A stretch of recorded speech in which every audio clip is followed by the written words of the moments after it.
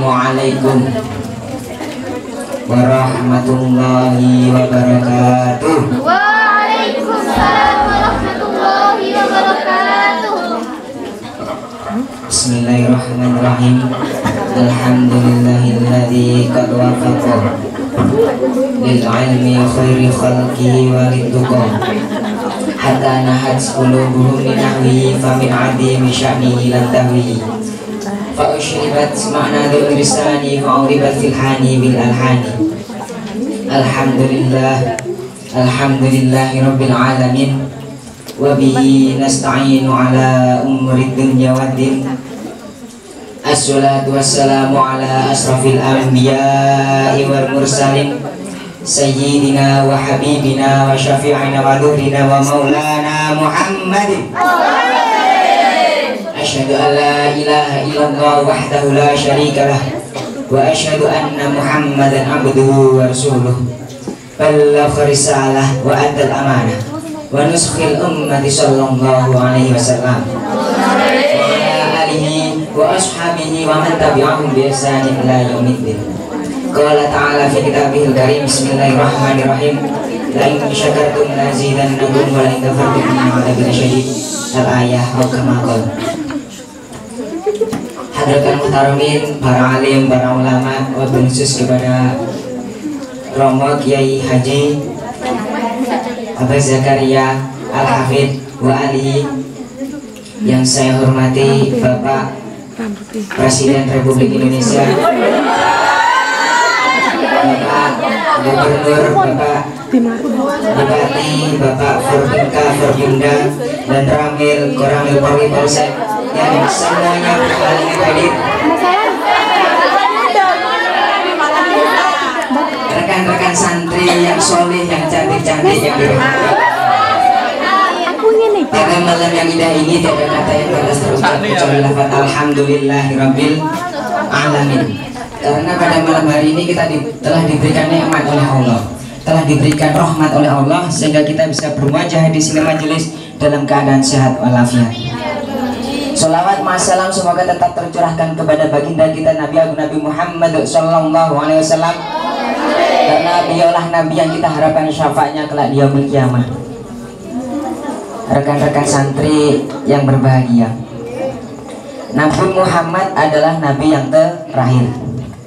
Beliau adalah Nabi yang bisa mensyafaati kita semua, karena Nabi Muhammad merupakan Nabi akhir zaman. Tapi Nabi Muhammad SAW itu merupakan makhluk yang pertama diciptakan oleh Allah Subhanahu Wa Taala. Jadi nurnya Nabi Muhammad sebelum bumi ini, sebelum Nabi Adam, sebelum semuanya kita diciptakan, nurnya Nabi Muhammad itu sudah diciptakan. Jadi wajah kita yang ganteng itu diciptakan dari, berarti wajah saya yang ganteng ini diciptakan dari nurnya Nabi Muhammad. Wajah jenengan yang cantik-cantik, yang berseri-seri ini diciptakan dari nurnya Nabi Muhammad. Nabi Adam, malaikat, jin, semuanya diciptakan dari nurnya Nabi Muhammad. Oleh karena itu kita patut, wajib, dan harus menghormati kepada Nabi Muhammad. Ada satu kisah, ada seorang janda itu sudah cantik tapi sudah tua.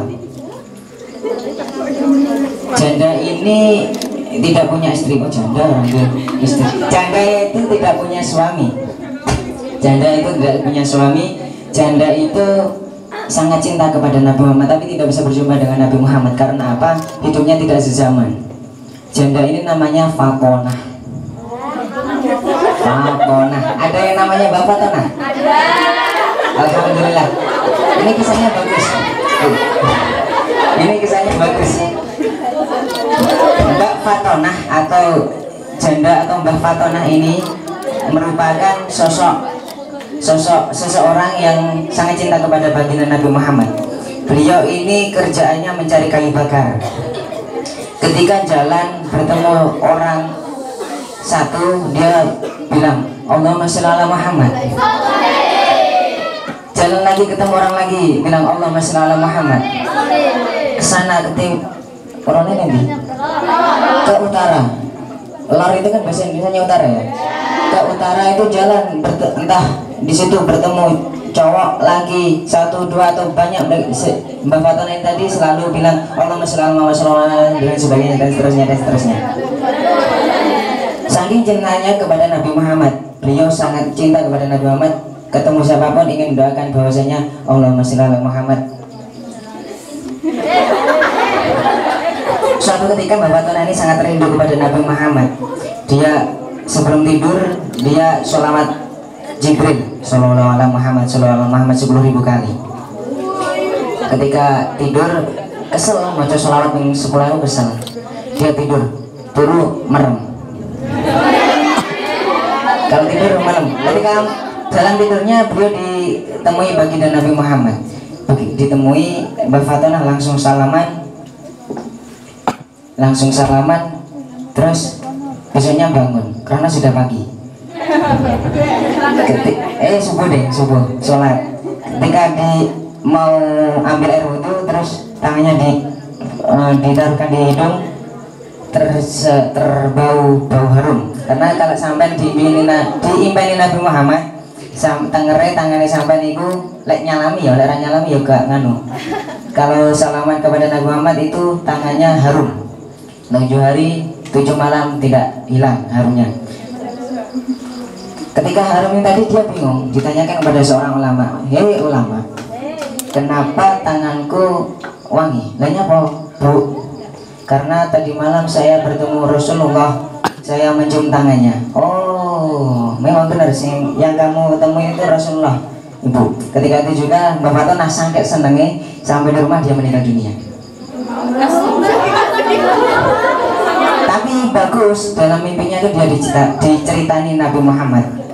Hei Fatona, ini aja Nabi. Sampai wis ndongane aku bola-balik. Saiki ganti aku ndongane sampean. Mbak Fatona, mugi-mugi jenengan termasuk wong sing sholihah, wong sing selamat dunia akhirat.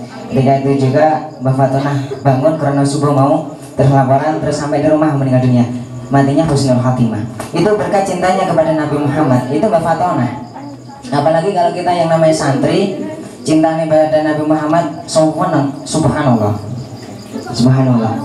Sampai barokahnya Nabi Muhammad niku, kalau sampai baca kitab Al-Berjanji, ya tahu kitab Al-Berjanji, karangan Syekh Ja'far Shadiq. Iku berjanji itu dikarang karena hasil nazar dari Syekh Ja'far Shadiq. Syekh Ja'far Shadiq itu alim, seorang ahli tasawuf, ahli sejarah. Dia suatu ketika sakit, tidak bisa bangun dari tidurnya, cuma bisa ngeliat-ngeliat di atas keranjang. Terus dia nazar, soalnya aku mari aku bakal ngarang kitab sing nerangne Nabi Muhammad. Seketika itu juga beliau langsung sembuh, langsung dia mengarang kitab Al-Berjanji. Saya kata, terus beliau fatihai, beliau riyadhoi, beliau selamatan, terus sampai akhirnya barokah seperti kita. Ada ulama mengatakan bahwasanya kalau ada makanan di situ dibacakan Al-Berjanji atau dibacakan sejarahnya Nabi Muhammad, itu makanan tadi kalau kita makan terus jadi daging, itu haram dibakar dalam neraka, Jadi sampai mau coba berjanji note mbak pengurusnya kon bacaan tuku jajan, wonten pengurus ya kan, bacaan tuku jajan, tuku gorengan atau entah tuku minuman. Itu di pondok saya itu, di pondok pesantren saya itu ada sekitar santri 250, semuanya kompak. Ketika baca Al-Berjanji itu urunan tuku es, mari mas. Duduk di bukan di timbo, ya di timbo. Duduk di timbo. Ya, akhirnya kalau di pondok pesantren kan males untuk masak banyu, itu langsung banyu keran, dimbakkan, dimasukkan, dicong. Kerannya dimbakkan biar macur airnya. Itu ditaruh di ember, diudek, terus dibacakan Berjanji Sallallahu Alaihi Muhammad ya Nabi salam alaikum dan seterusnya. Itu terus diminum sampai warak. Kalau turah diadai banyu, banyunya diadai botol terus disimpan. Itu kalau mau habis dijogi lagi, Kalau nanti itu barokahnya, nanti kalau hasil minuman tadi dimakan, diminum, itu jadi daging, nanti insya Allah haram dibakar dalam neraka. itu haram dibakar dalam neraka. Jadi kita budaya seperti ini harus kita lestarikan, karena sekarang ini zamannya zaman globalisasi, zaman pokoknya serba modern. Solawat seperti itu hampir hilang. Kalau nggak santri, nggak ada lagi yang melaksanakan. Islam sekarang ini Islamnya Islam sekarat, dalam artian banyak kan Nabi Muhammad pernah berkata, besok Islam akan pecah menjadi 73 golongan. Yang golongan yang paling benar adalah Ahlus Sunnah wal Jamaah. Jadi sekarang banyak Islam, kan ada Wahabi, ada LDI, ada Muhammadiyah, ada NU, ada dan lain sebagainya, itu banyak. Itu mereka menyatakan bahwasanya kamu Islam, ya saya Islam. Kamu Ahlus Sunnah wal Jamaah, ya saya Ahlus Sunnah wal Jamaah. Semuanya mengaku Ahlus Sunnah wal Jamaah. Terus kata Nabi diteruskan, yang benar itu yang mana, kan ya Nabi? Ada yang sampai yang tanya, yang benar yang banyak pengikutnya. Terus menurut survei forum Islam sedunia itu menyatakan bahwasanya Nahdlatul Ulama merupakan ormas Islam yang terbesar di dunia. Tepuk tangan.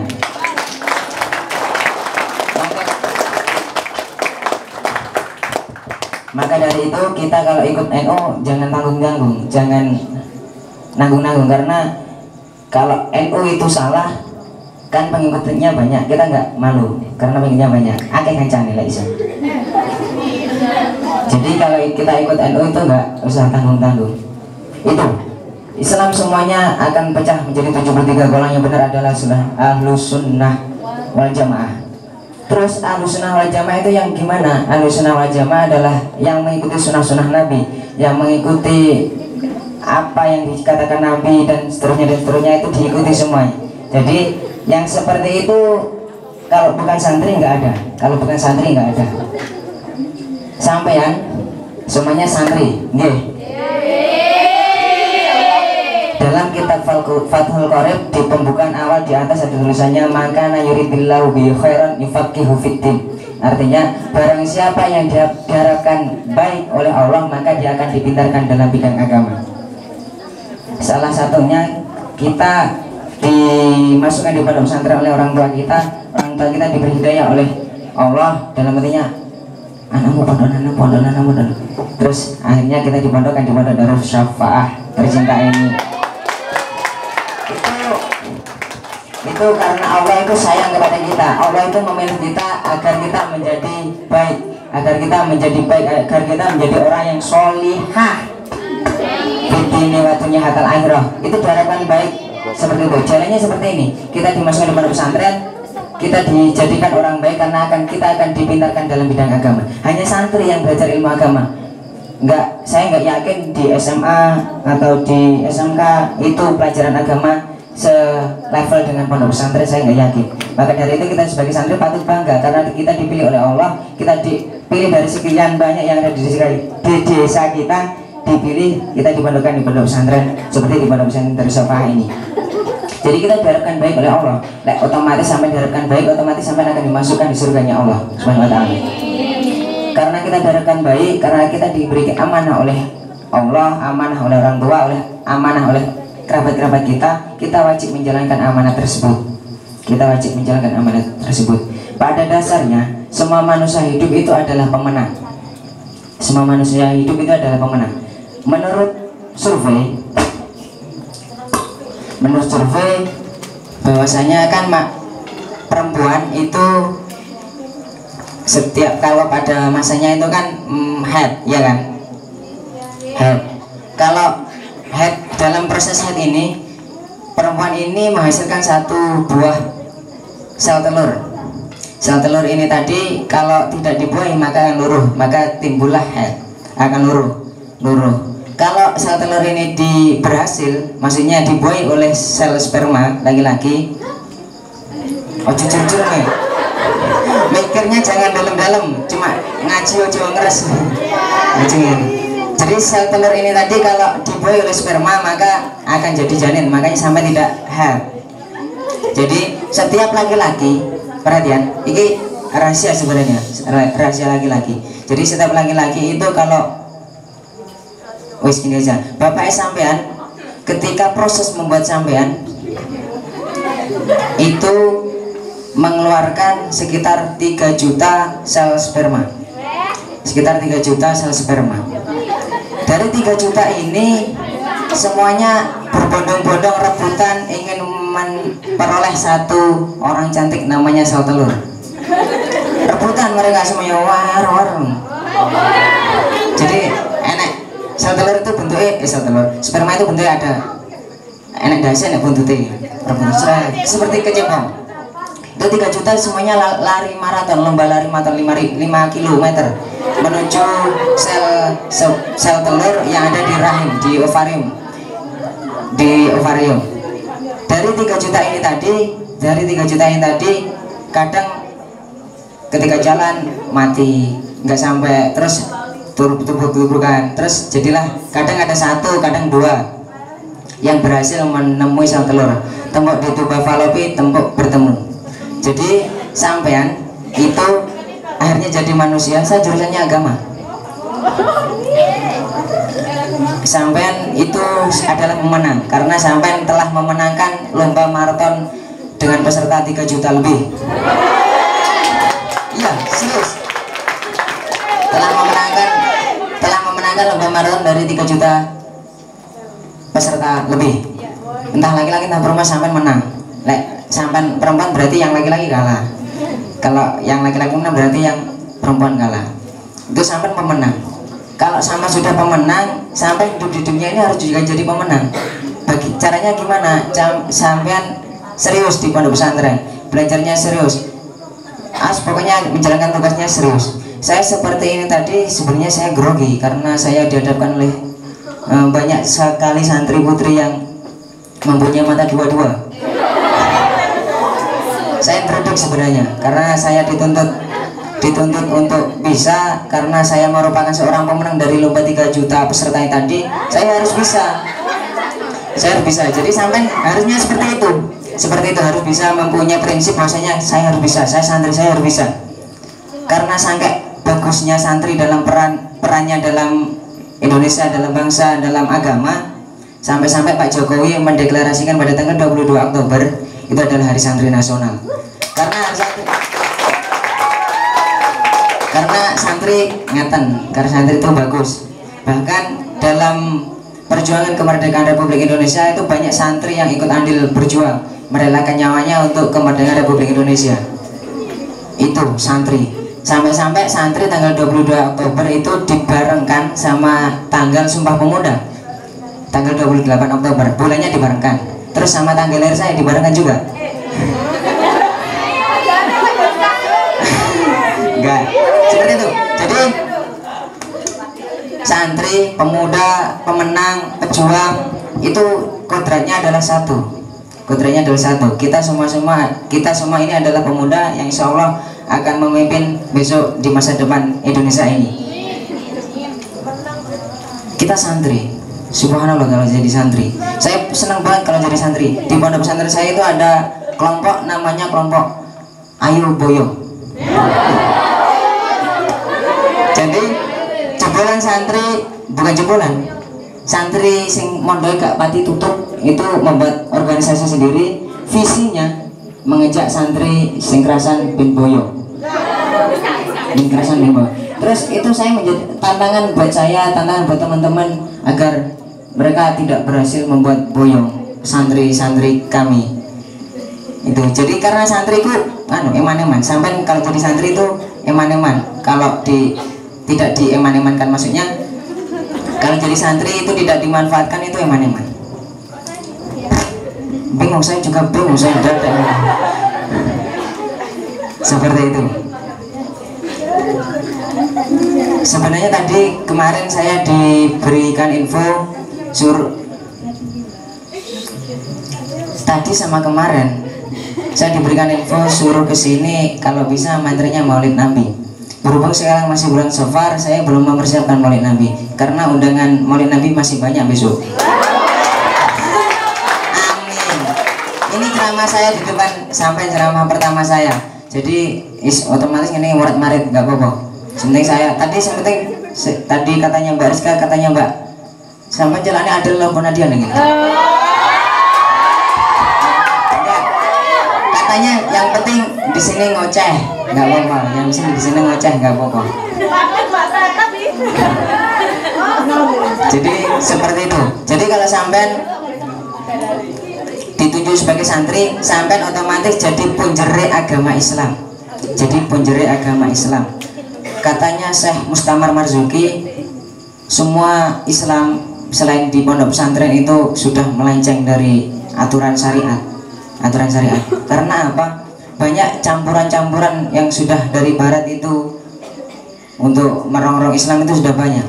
Banyak sekali pihak-pihak yang tidak bertanggung jawab itu merusak Islam lewat organisasi ormas-ormas yang notabene-nya adalah bukan Islam. Seperti Syiah. Syiah itu menjadikan Sayyidina Ali sebagai pemimpin mereka, bukan Nabi Muhammad.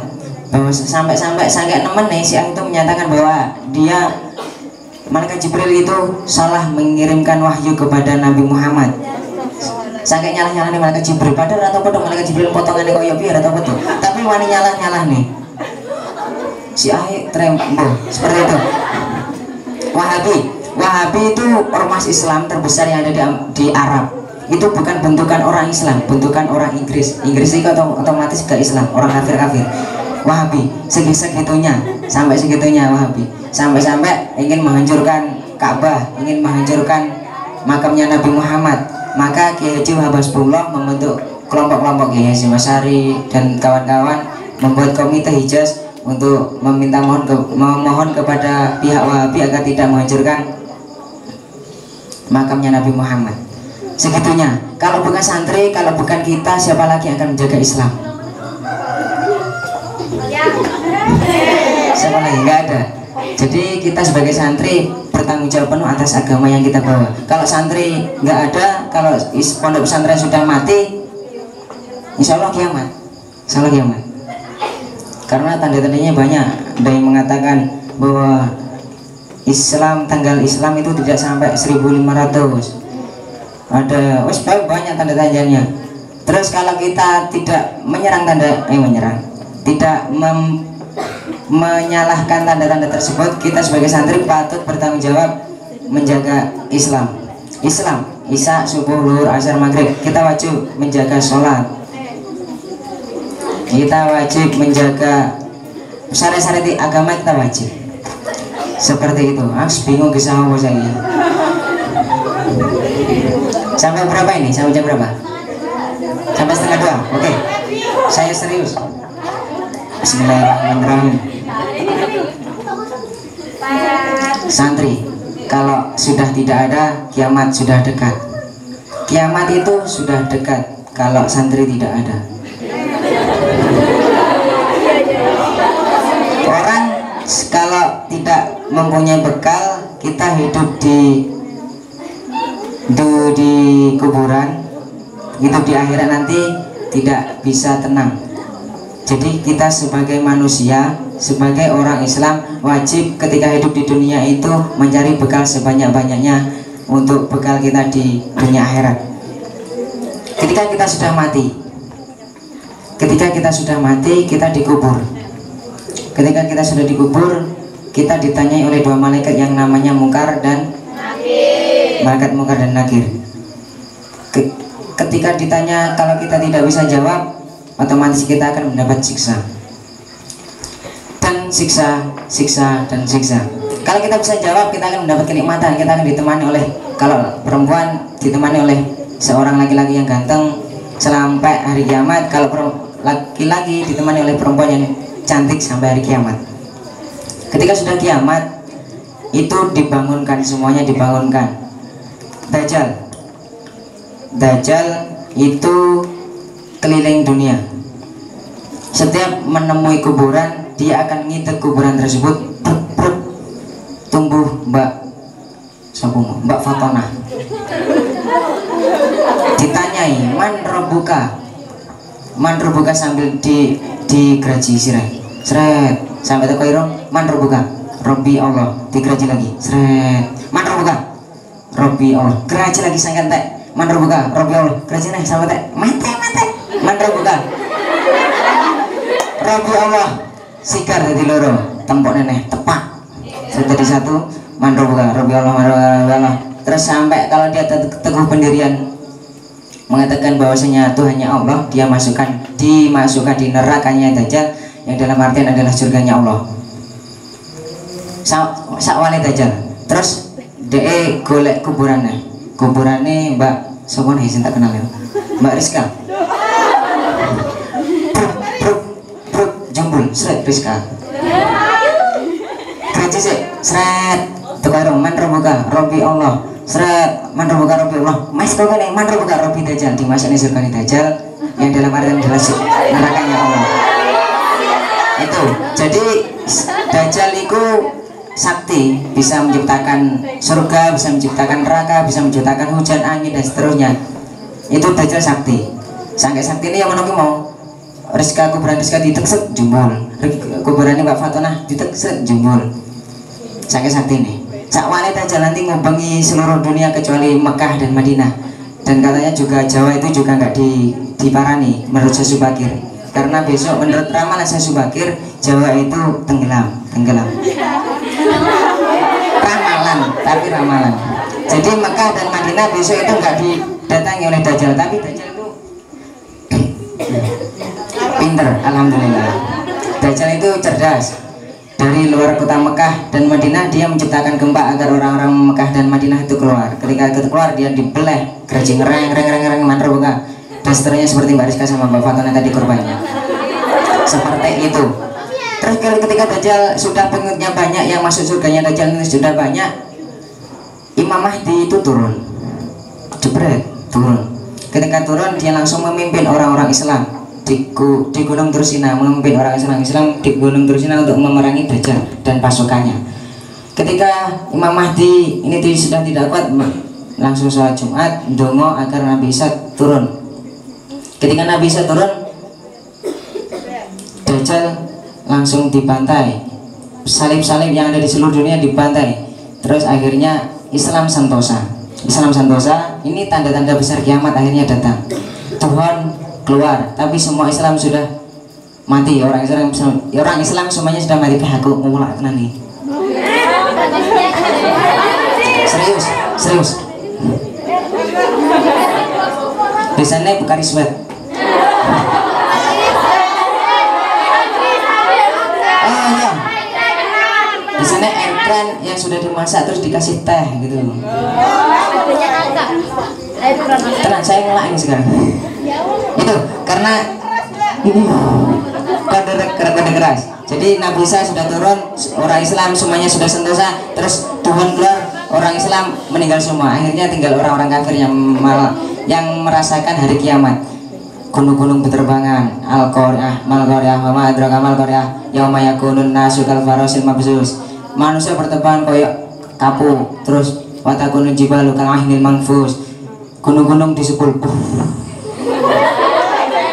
Mipur-mipur dunia molak malik kayak tinggi bal-balan karo Cristiano Ronaldo kayak dunia. Iku sing merasakan orang-orang kafir, bukan orang-orang Islam. Kita patut bersyukur, tapi kita punya tantangan lagi sama Dajjal itu, si Dajjal sialan itu. Dajjal. Enggak apa-apa Dajjal orang kafir. Gitu. Ketika sudah kiamat, semuanya orang Islam sudah mati. Akhirnya bumi diluntung, dilipat sama malaikat panitia meluntung bumi. Kemudian dibeber lagi rata, semuanya rata. Terus hujan mani 40 hari 40 malam. Hujan mani. Semua orang Islam, orang kafir, semua yang pernah hidup di dunia ini akan tumbuh lagi. Pukul jumbul sudah. Kalau amalnya baik, maka dia akan cantik, ganteng seperti saya. Terus kalau amalnya jelek, dia akan berubah. Mbah saya itu namanya Fauzan, istrinya Ponia. Terus mbah saya dari yang laki-laki itu namanya Imam Samsuri, yang perempuan Jamilah. Terus bapak saya itu namanya Abdul Aziz, ibu saya namanya Halimatus Sadiah. Gak ada yang namanya Muhammad. Iya kan, gak ada yang namanya Muhammad. Sampai terinspirasinya dengan Nabi Muhammad, nama saya dikasih Muhammad. Okay. Muhammad Yusril Izal Fahmi, itu nama saya. Itu. Jadi sangat inspirasinya seperti itu. Nabi Muhammad itu patut kita jadikan inspirasi. Gus Dur itu wongnya kan ngono kae, itu inspirasinya Nabi Muhammad.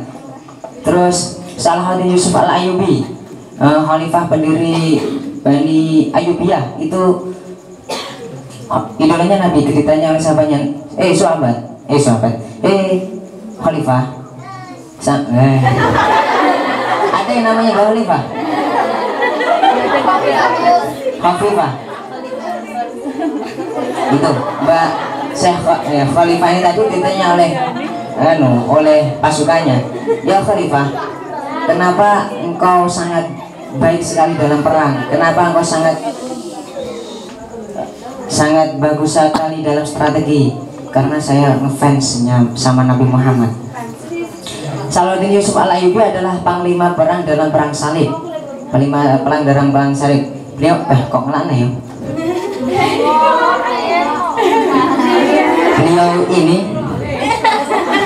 Beliau ini sangat ampuh strateginya dalam memerangi orang-orang salib yang banyaknya, subhanallah. Sangat ampuh Salahuddin Yusuf Al-Ayyubi ditanyai, kenapa kok bisa segitunya saya ngefans sama Rasulullah? Itu sampai-sampai Salahuddin Yusuf Al-Ayyubi ini menciptakan sebuah kegiatan yang namanya Maulid Nabi. Maulid Nabi pertama dirayakan, pertama dimeriahkan itu oleh Salahuddin Yusuf Al-Ayyubi. Dalam sejarah itu yang pertama kali merayakan. Mari perang menang langsung ada nih Maulid Nabi besar-besaran, dok-dokan dan sebagainya, itu Salahuddin Yusuf Al-Ayyubi. Pada tahun berapa? Saya lupa. Sama cari sendiri mumpung sama si mondok pesantren. Sama jadi sendiri, kitabnya di kitab sejarahnya kitab apa saya lupa juga. Pokoknya itu Salahuddin Yusuf Al-Ayyubi sampai ngefans Nabi Muhammad. Ibu saya ngefans Nabi Muhammad, Gus Dur ngefans Nabi Muhammad. Kita semua wajib ngefans Nabi Muhammad. Kita kalau ada yang dengar shollu ala Nabi Muhammad, jawabnya shollu ala Nabi Muhammad, jawabnya shollu alaihi, artinya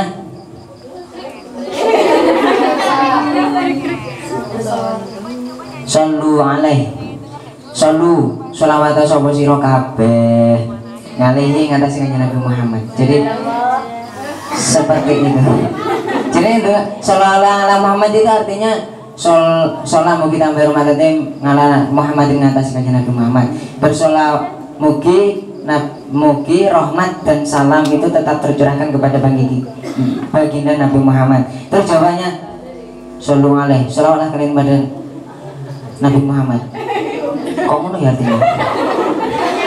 Tapi secara harfiah itu seperti itu, secara etimologi seperti itu. Kok udan kan? Oke, sama-sama kanggo ceramah belum? Ocehan belum? Estu, senang, mboten? Mboten senang, mboten kan? Besok sekolah? Besok saya libur, alhamdulillah. Di pondok pesantren saya itu liburnya hari Jumat. Entah sekolah umum, entah diniyah, entah pondok pesantren itu liburnya hari Jumat. Jadi alhamdulillah buat saya. Innalillah buat jenengan sebenarnya. Tadi saya kesini itu naik sepeda motor, rodanya 2. Ketika dari jalan Tulisan Iman masuk ke sini agak seneng saya. Terus sampai entek Papingan saya rotok ngeluh lagi. Aspalnya kuali. Iya, trajeknya di atas. Terus saya bablas tadi, bablas tanya sama Mbah, pondok pesantren Darussafah mana? Darussafah, ya, nggih. Basa Jawa dia teman-teman.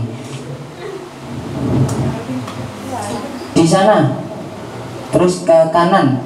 Basa Jawa nih. Temriko. Terus wonten perapatan mungkin ke Kilen.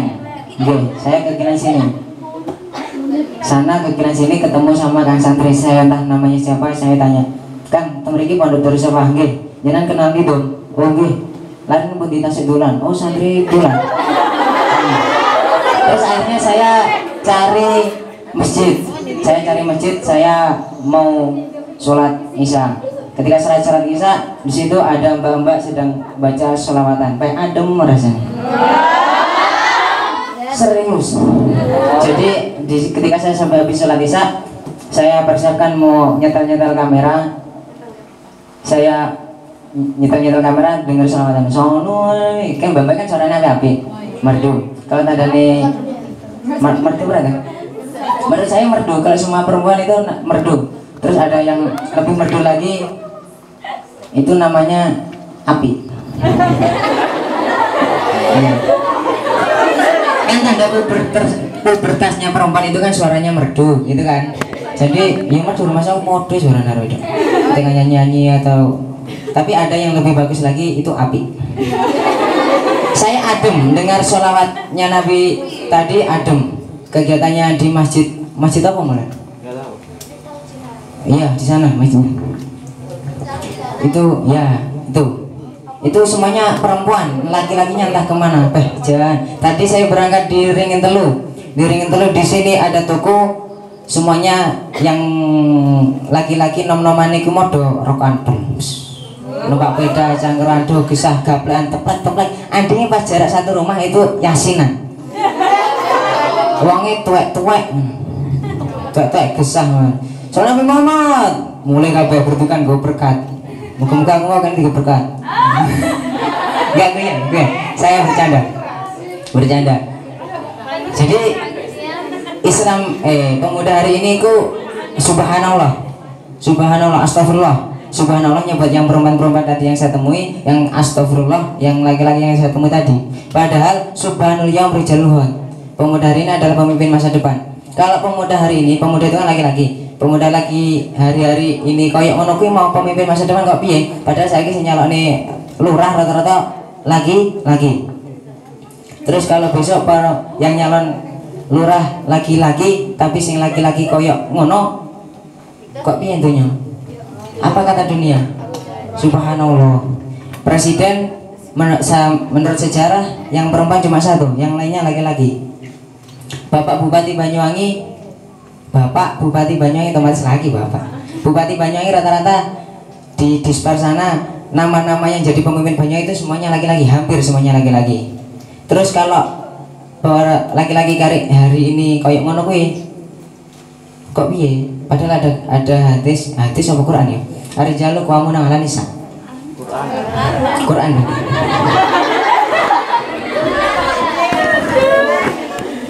Maklum saya masih santri, saya juga banyak salah. Insan ini mahal khotok manusia. Manusia itu tempatnya salah dan khotok itu salah, nisan itu lupa. Maklum saya lupa, entah nisa lupa tadi. Itu arijalu qawwamun 'alan nisa. Laki-laki itu kuam apa ya? Hidupnya laki-laki perempuan. Laki-laki pemimpinnya perempuan itu. Padahal ada Quran menyatakan seperti itu. Tapi sampai jangan pesimis tentang itu. Banyak Quran bahkan ada 10 ayat yang menerangkan bahwasanya perempuan itu lebih unggul dari laki-laki. Sebenarnya rahasia kan. Tapi keceplosan. Sampai cari kan sampai hafid Quran. Itu ada 10 atau amin, hafizah Quran. Amin. Itu ada 10 ayat yang mengatakan bahwasanya perempuan itu lebih unggul dari laki-laki. Itu ditafsiri ngoten niku seperti itu. Karena laki-laki merasa jadi, tapi nggak apa-apa. Karena laki-laki itu sebenarnya sifatnya laki-laki itu angkuh, pengen menjadi pemimpin dan sebagainya itu. Sampai Quran sing artine ngoten niku dideliknya. Kalau perempuan itu tidak bisa mencari arti seperti itu, kandidat kodrat perempuan itu akan selalu rendah. Sampai sebagai perempuan yang sholihah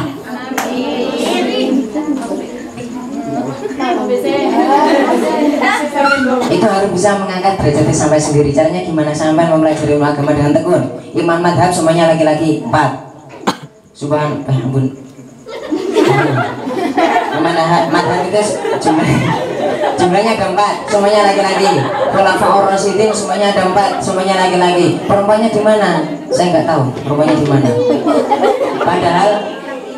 Padahal perempuan itu derajatnya itu sangat dimuliakan oleh Rasulullah. Sangat dimuliakan oleh Rasulullah. Rasulullah pernah ditanya, Kanjeng Nabi, perempuan perempuan itu di mata jenengan seperti apa teh? Perempuan itu subhanallah menurut saya kalau di dunia tidak ada perempuan, otomatis di dunia ini tidak ada laki-laki, karena yang melahirkan kan laki perempuan.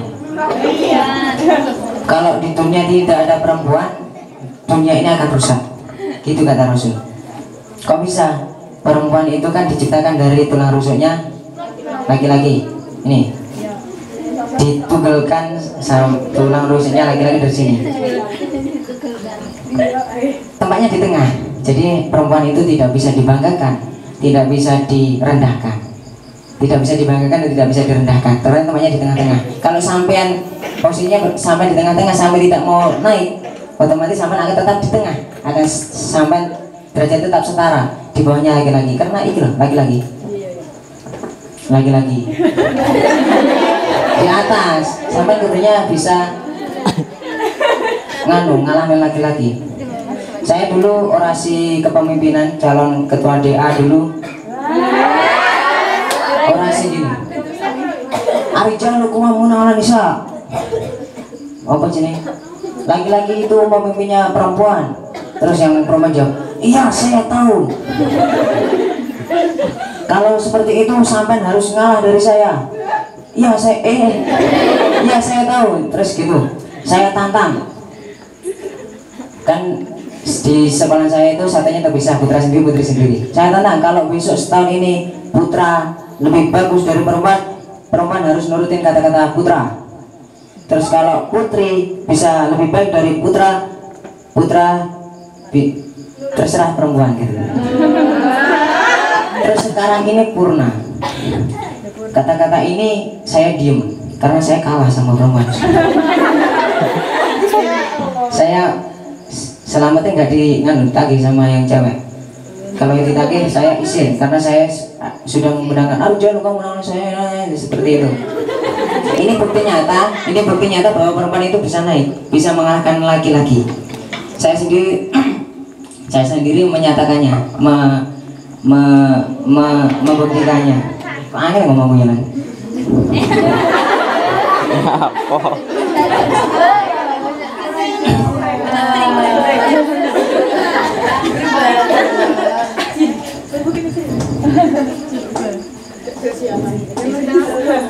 Seperti itu. Masih tambah lagi? Sip, aku senang lagi.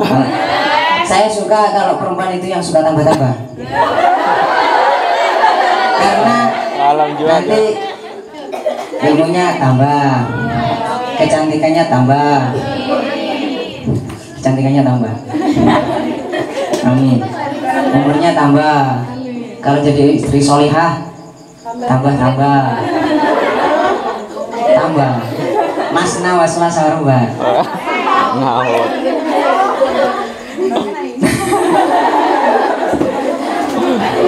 Jadi seperti itu. Jadi sampai sebagai perempuan jangan sampai mau dikalahkan oleh kangkang. Santri putri harus bisa mengguli kangkang. Kegiatan seperti ini bagus. Kangkang pernah ngundang mbak? Pernah? Belum? Berarti mbak ngeten bisa ngundang kangkang. Ini nanti saya kan ngambil video di sini. Terus nanti videonya akan kami edit, terus akan kami share, dipublikasikan. Mbak setuju? Mboten? Kan itu ada yang jadi Mbak Rizka tadi juga bawa kamera. Itu nanti akan diedit, dipublikasikan, diupload di YouTube. Jadi mesti ngeten, nanti pihak sampean setuju apa mboten? Setuju. Di channel Yusril Almayyah. Di apa? Ya ini usaha dengar saya seperti ini. Sama kalau di YouTube kayak misalkan Webian, ingat kata Yusril, YUZZRIL. Pencet, nanti ada foto saya di Gunung Ijen. S-nya nggak. Itu nanti sampai klik, sampai tonton videonya, insya Allah videonya sampai ada temeriku. Tapi ntar seminggu lagi atau berapa hari lagi. Tapi sekarang sudah banyak video-videonya, cakep-cakep orangnya. Kang. Ada juga videonya Mbak di channel lain tadi. Juga ada channel. Pas pokoknya sampai klik nanti YUZZRIL, entah itu di Google, di YouTube, di Instagram, di Facebook, semuanya ada kata-kata itu. Di sana akan muncul Raisa saya. Nanti sampai tonton. Iya, saya promosi, memang saya promosi. Jadi saya diundang Mbak Adel di sini nanti promosi. Sekalian promosi. Itu usaha saya seperti itu. Jadi seperti itu, sampai sebagai perempuan harus bisa naik derajatnya. Entah laki-laki itu pasangnya perempuan pasangnya laki-laki. Tangan ada yang kanan, ada yang kiri. Mata ada 2, hidung bolongannya loro, kuping loro, mulut ada atas ada bawah. Hati kenapa diciptakan 1?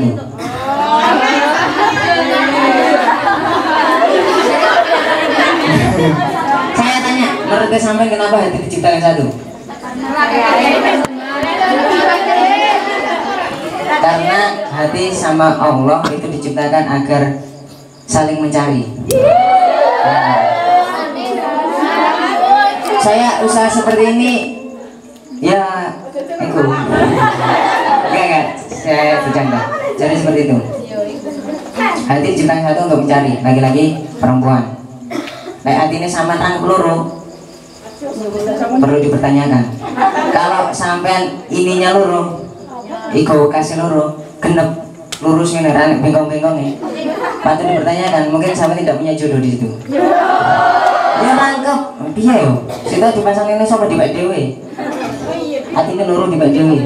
Tapi saya kira nggak ada. Saya minum lagi. Ya, laporan saya terima. Laporan tidak diterima.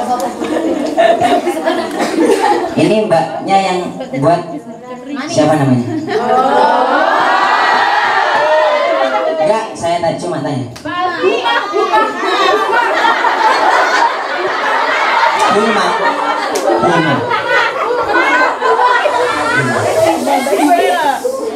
Hima itu artinya sejogati. Sejatinya tehnya manis. Tapi aku lek ngosing mbak sampean lu manis lagi, tapi aku lek ngombe kok ngene ya. Kamu sih berarti, sama nggak manis berarti. Iku, sampai seneng kan tambah-tambah seperti ini ngaji sampai bengi itu seneng. Saya juga seneng. Mau nyambut tapi.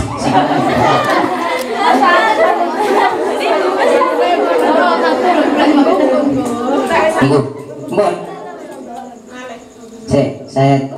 Saya berikan testimoni satu kali lagi.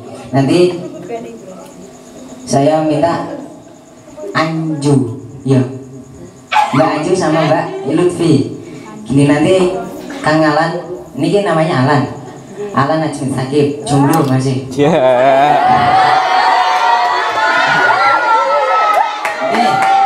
nanti saya minta atau sampai bareng-bareng semua nanti minta videonya.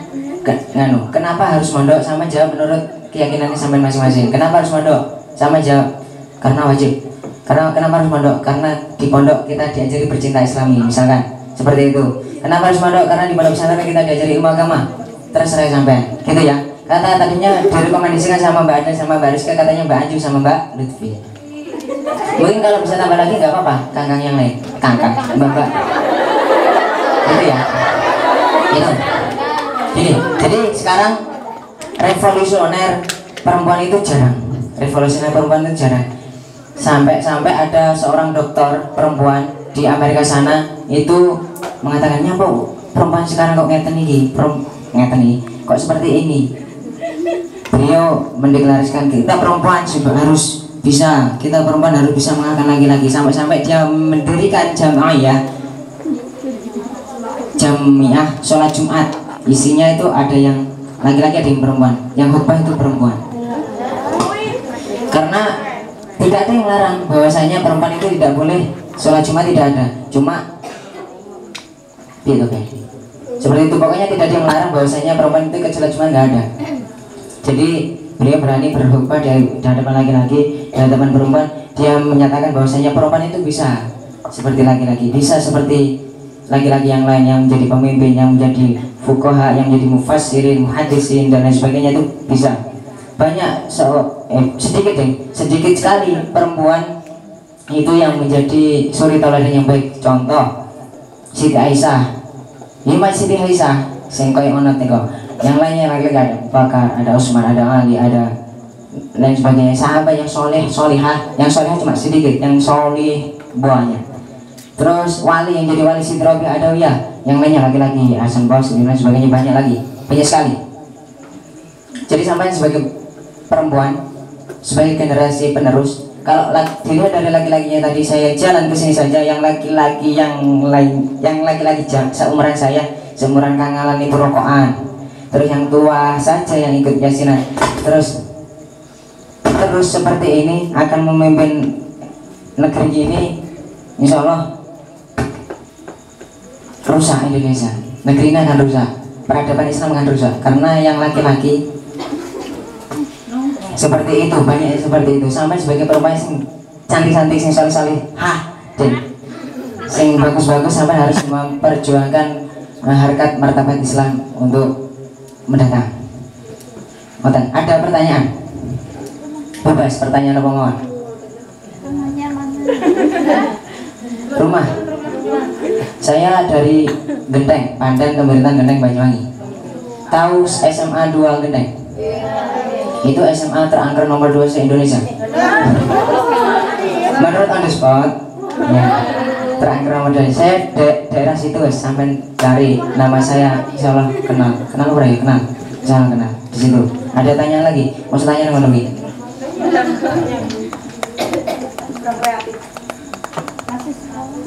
Masih sekolah, saya masih kelas 3 MA.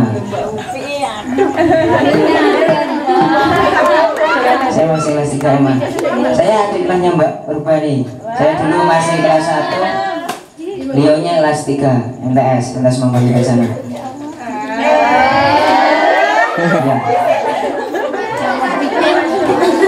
Itu ya. Jadi nanti Mbak Anju sama Mbak Lutfi atau semuanya nanti gini aja guys. Nanti saya teriak, kenapa mondok? Karena di pondok kita diajari apa ya? Ilmu agama. Ilmu agama. Kompak ya, jawab yang kompak. Saya serius. Saya minta permohonan saya satu ini saja. Kenapa nanti ada yang teriak, saya teriak, kenapa harus mondok? Karena di pondok pesantren kita diajari ilmu agama. Hai kang katanya.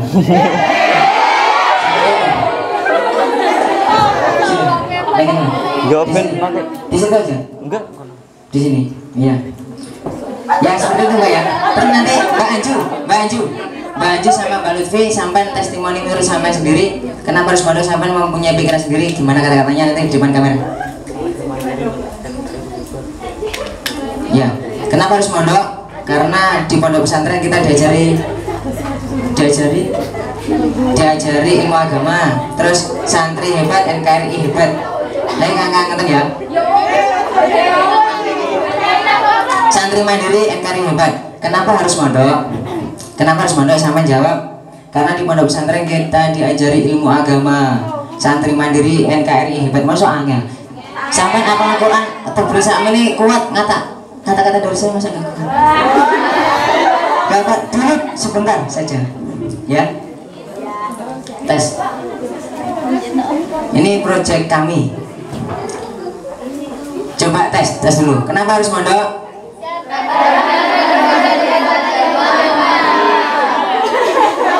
Santri mandiri NKRI hebat. Tes sekali lagi. Kenapa? NKRI hebat gitu ya. NKRI hebat. Bismillahirrahmanirrahim. Kenapa harus mondok?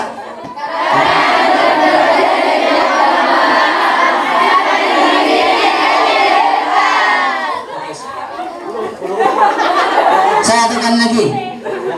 Yang kompak dipolnya suaranya pakai nganu apa suara dalam. Kalau di teater kan diajari seperti itu. Seperti itu, guys. Pokoknya sampai olah suara yang bagus. Kenapa harus mondok?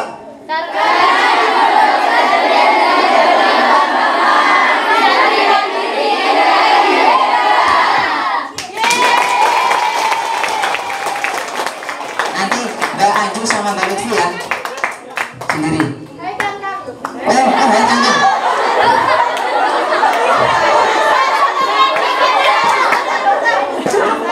Hai Kang saja, gini.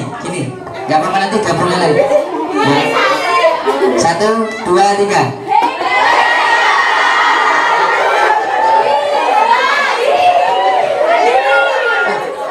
Nganu identitasnya sampean? Darussafa atau gimana? Bebas.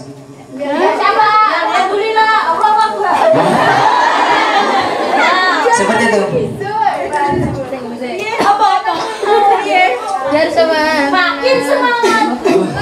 Darussafa makin semangat. Allah Akbar, tepuk tangan ya. Ya. Darussafa sampean teriak Darussafa piye mau? Alhamdulillah, Allah Akbar. Gimana? Coba. Nah, ada mimin satu teriak Darussafa. Santri putri Darussafa gitu. 1, 2, 3. Santri putri Darussafa. Terus semakin semangat, luar biasa, Allah Akbar. Harus bebas sih. Subhanallah.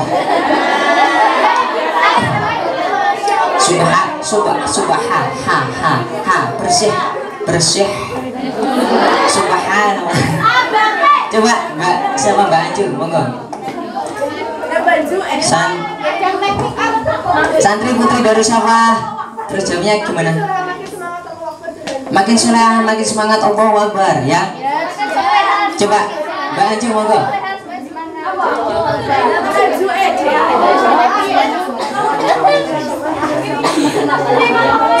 Ya gini, santri itu harus dipromosikan. Ayo, monggo. Gini, Mbak Anju. Gini. Santri Darussafa putri. Semakin soleha, semakin semangat. Alhamdulillah. Monggo. Monggo, Man. 1, 2, 3.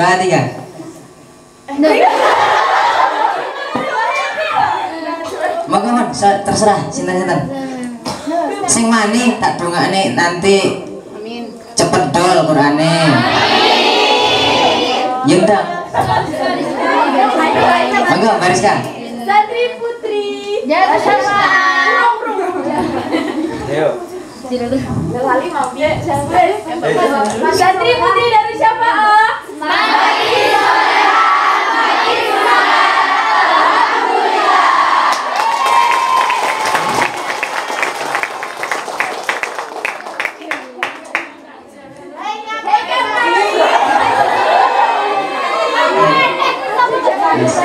Oke, ada pertanyaan lagi? Nggak ada? Mungkin mau maju. Maju? Iya, sungguh. Boleh? Nanti ada yang nemenin. Wes, nggak ada yang tanya kan?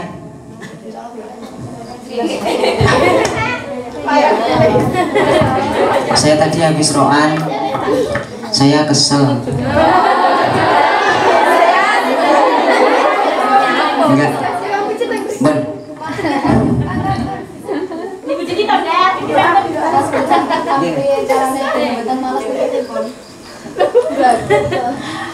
Agar tidak malas.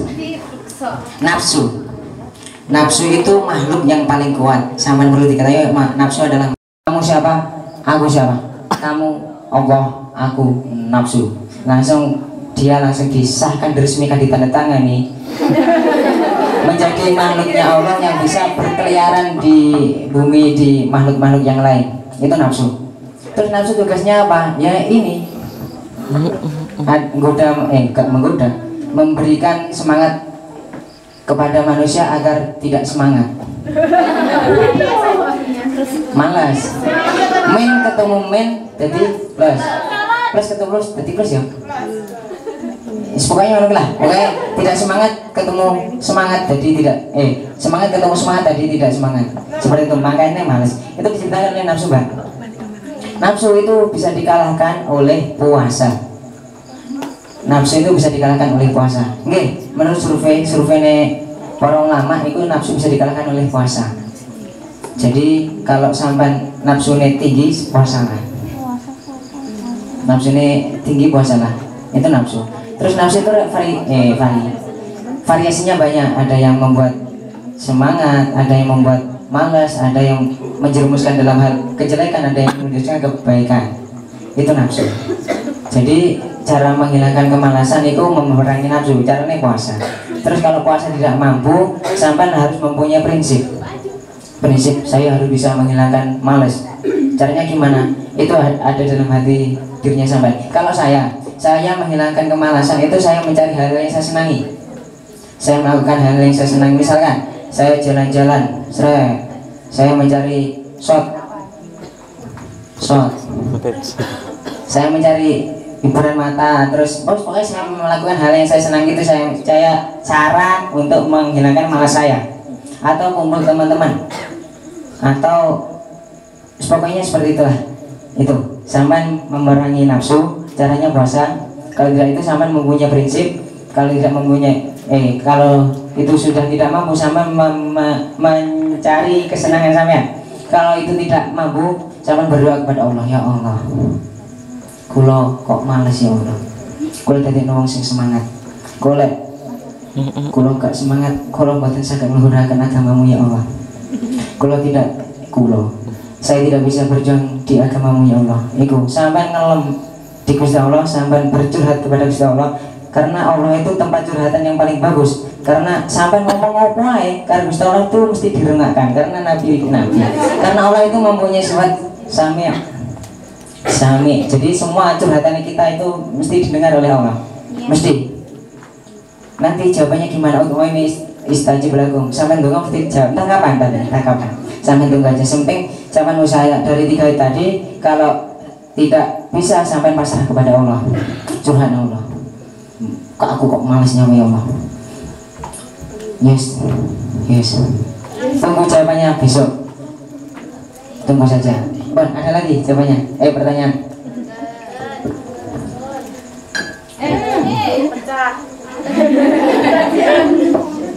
Bon, ihdinas siratal mustaqim.